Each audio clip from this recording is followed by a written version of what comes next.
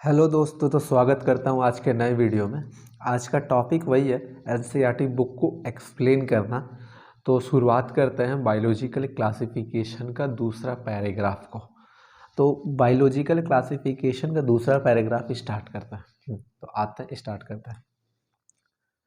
देखिए, पहला बोल रखा है इन लीनियस टाइम। अच्छा, in Linnaeus time two kingdom system of classification with Plantae and Animalia kingdom was developed that include all plant and animal respectively। कहना ये चाह रहा है कि लीनियस के समय में उन्होंने क्लासिफिकेशन किया था दो किंगडम का, जिसे उन्होंने नाम दिया था टू किंगडम क्लासिफिकेशन। उन्होंने क्लासिफाई किया था प्लांट और एनिमल किंगडम को अलग अलग, तो रिस्पेक्टिवली उनको नाम दिया था प्लांट किंगडम और एनिमल किंगडम। ठीक है, अब आ जाते हैं इसके डीमेरिट में।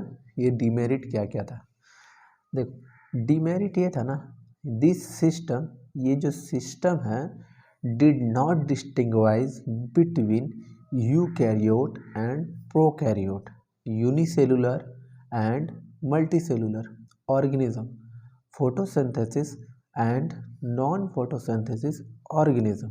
ठीक है, हाँ। तो अब इसको इस कहना ये चाह रहा, जो टू किंगडम क्लासिफिकेशन था, इसका डीमेरिट ये था, वो पहचान नहीं कर पा रहा था कि प्रोकैरियोट कौन है या यूकैरियोट कौन है। ठीक है, या फिर यूनिसेलुलर ऑर्गेनिज्म कौन है और मल्टी सेलुलर ऑर्गेनिज्म कौन है, मतलब कौन एक सेल से मिलकर बना है, कौन एक से ज़्यादा सेल से मिलकर बना है।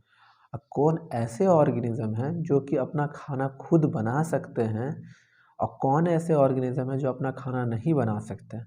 तो photosynthesis green अलगी and non photosynthesis fungi organism. ठीक है, अब उसके आगे वाले लाइन में आते हैं। तो दे रखा है classification of organism into plant और animal was easily done and was easy to understand, but large number of organisms did not fall either category। तो कहने का मतलब है, देखो, क्लासिफिकेशन जो उन्होंने किया था, मतलब ये लीनियस वाली बात हो रही, जो क्लासिफिकेशन लीनियस अंकल ने किया था, उन्होंने क्या किया कि सेल वाल को देखकर क्लासिफाई किया, सेल वाल के रिस्पेक्ट में उन्होंने क्लासिफाई किया, जिसकी वजह से जिसमें सेल वाल प्रेजेंट है वो प्लांटी में आ गए, जिसमें अब्सेंट है वो एनिमिलिया में आ गए। ठीक है, ये लेकिन आसानी से उन्होंने कर लिया, क्योंकि भैया सिर्फ सेल वाल को ही देखना था। इसकी वजह से या तो वो प्लांट में जाएंगे या एनिमल में जाएंगे डायरेक्ट। अब वो सिर्फ सेल वाल देखना, तो आसानी से क्लासीफाई भी हो गए, और उसके बाद आसानी से भाई लोग ने समझना भी चालू कर, वो सेल वाल ज़्यादा माथा पेची का नहीं, आसानी से कंपेरेटिवली दिख जाता है माइक्रोस्कोप से। हाँ, but large number of organism did not follow either. लेकिन जब बहुत सारे ऐसे ऑर्गेनिज्म थे जिनके पास सेल वाल तो थी, लेकिन उस चीज़ का नहीं बना होता, जैसे प्लांट में सेलुलोज वगैरह का होता है ना, तो बाकी सेल वाल किसी और केमिकल का, ऑर्गेनिक मटेरियल का मिल के बना हुआ था। इसके वजह से प्रॉब्लम आ गया। हाँ, उसके बाद टू किंगडम क्लासिफिकेशन जो कि लंबे समय से चल रहा था, वो इनएडुकेट मतलब कि अपर्याप्त हो गया। इनएडुकेट मतलब अपर्याप्त, अपर्याप्त मतलब क्या बोल सकते हैं उसको, कि ये सक्सेस नहीं रहा, सक्सेस नहीं रहा। ठीक है, अपर्याप्त मतलब पूर्ण रूप से सही, मतलब सही नहीं था। तो इसको लिख लेता है, इनएडुकेट का मतलब इन एडिक्वेट, मतलब अपर्याप्त।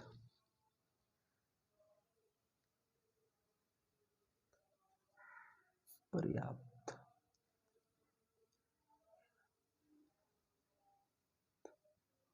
ठीक है, अपर्याप्त, incomplete, was found to incomplete long time for incomplete क्या बोलते हैं, इसके एक और लिख सकते हैं, जो पूरे रूप से सक्सेस नहीं रहा, पूरे रूप से सक्सेस नहीं हुआ। ठीक है, इन एडुकेट का मतलब लिख दिया, मतलब जो कहने का मतलब ये है कि लंबे समय से जो टू किंगडम क्लासिफिकेशन इस्तेमाल किया जा रहा था वो अपर्याप्त रहा, मतलब कि पूरी तरीके से सही नहीं रहा। ठीक है, पूरे तरीके से सही नहीं था या पूरी तरीके से सक्सेसफुल नहीं हुआ।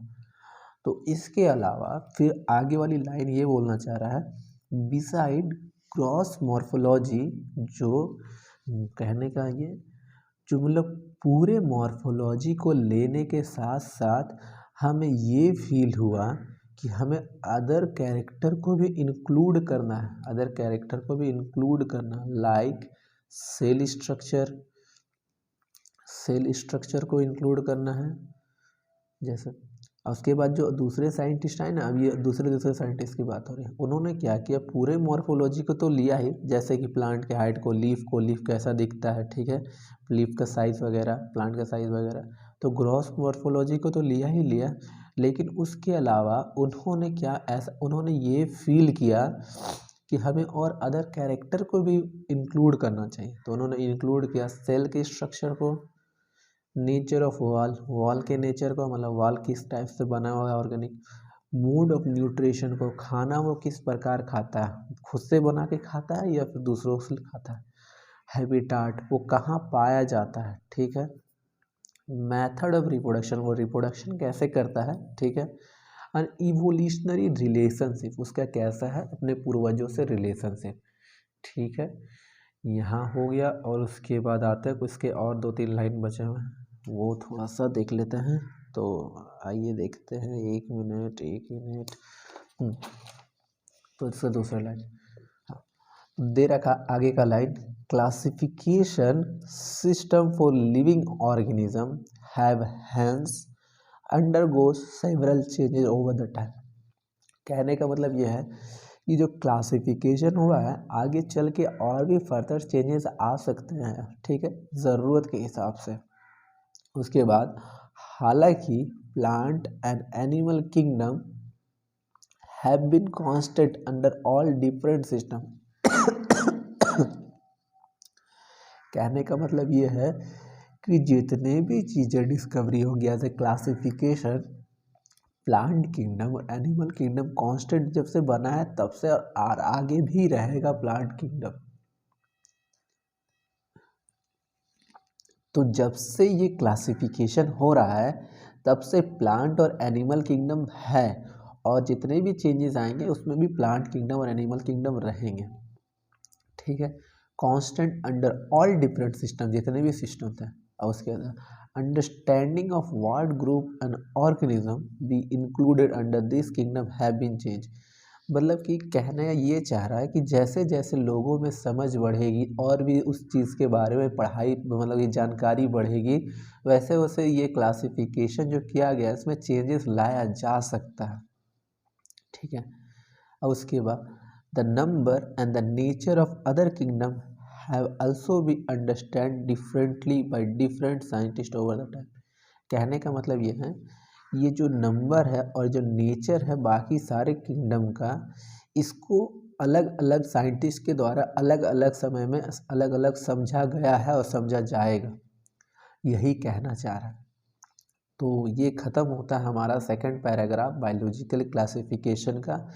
इसमें अगर किसी प्रकार का डाउट है तो आप कमेंट में बता सकते हैं। बाकी मैंने ये एनसीईआरटी का सेकंड पैराग्राफ एक्सप्लेन करने की कोशिश की है। मिलते हैं फिर अपने नेक्स्ट वीडियो में। यहाँ के लिए धन्यवाद।